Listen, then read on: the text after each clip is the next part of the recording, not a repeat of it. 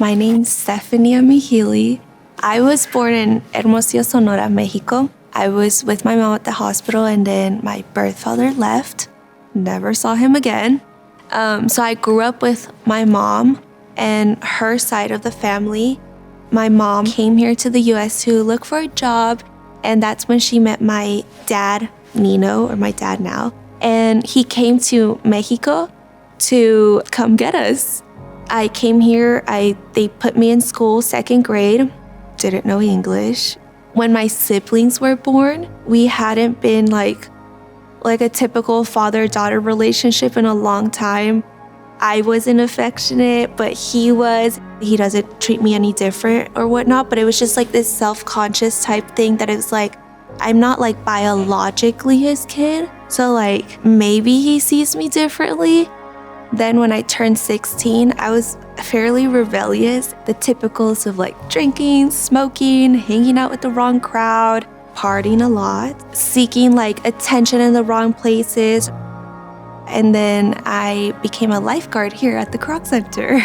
My family and I used to come here as more like a community center. Sixth grade staff would come here for like piano classes. I would help with my little brother to do the swim classes. Captain Caroline, she invited me to Anthem. She was telling my dad like, Steph should go, and my dad's like, yeah, you're going. But I did not want to go, and at that point I was like, nobody talked to me about Jesus. I don't want to hear a thing.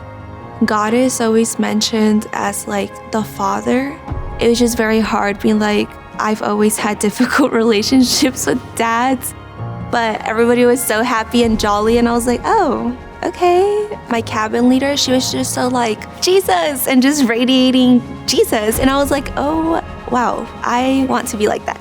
I started crying during the worship and just started really feeling the songs, and the Holy Spirit was really like working in me and like making things move. So when we were going home, I just had like a huge like anxiety attack, and then I started praying, and then I just felt this like comfort come over me, and that was the moment I fully knew like God is real.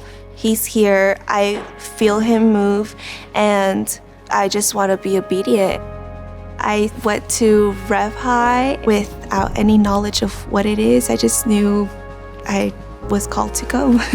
And then I went to Korea for service corps. God answers your prayers, and I asked him to clean me up, help me get rid of these like harsh feelings towards my dad.